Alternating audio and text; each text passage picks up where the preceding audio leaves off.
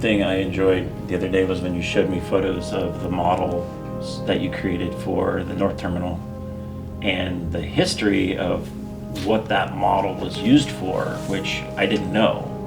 And I don't know, maybe it's worth sharing that story too. But when I first started in the profession, we didn't have access to 3D modeling on the computer or SketchUp or Revit or any of those tools. And everything, I think, Garrett, you were probably just in the same boat, and I think right after us is when things really started to shift. But everything we did was paper models. Yeah, we things did of that nature. tons of models, study models, and they were all over the daylighting models. But the airport was, we had the airlines and a strong crew of engineers, no architects out there.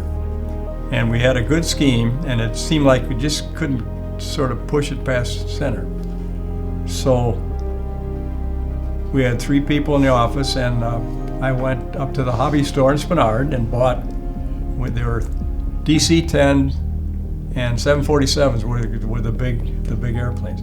And I went in and I got the white plastic models, whatever, it was 1/172nd or something like that scale. And we went back to the office and clearly not cut with a carpenter's saw. Made a model at that same scale. And it was a pretty impressive model. So then I put it on top of my car. I went out to the end by Port Warnsdorf, where you could shoot back right by the end of the runway and get the mountains in the background, and took pictures. In those days, you took the pictures, you took them to Safeway or Walmart, and wait 2 days and get them back and get them back. And so I get these very dramatic mountain,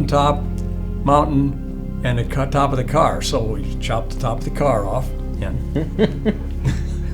take them back to Photoshop, blow them up again, and take them in. And the engineers were really impressed, and we got the job moving forward then.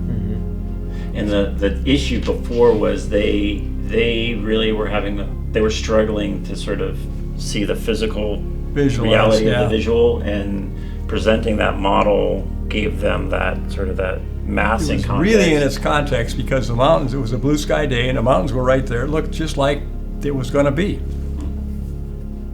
And so that was the beginning of the North Terminal. Yeah.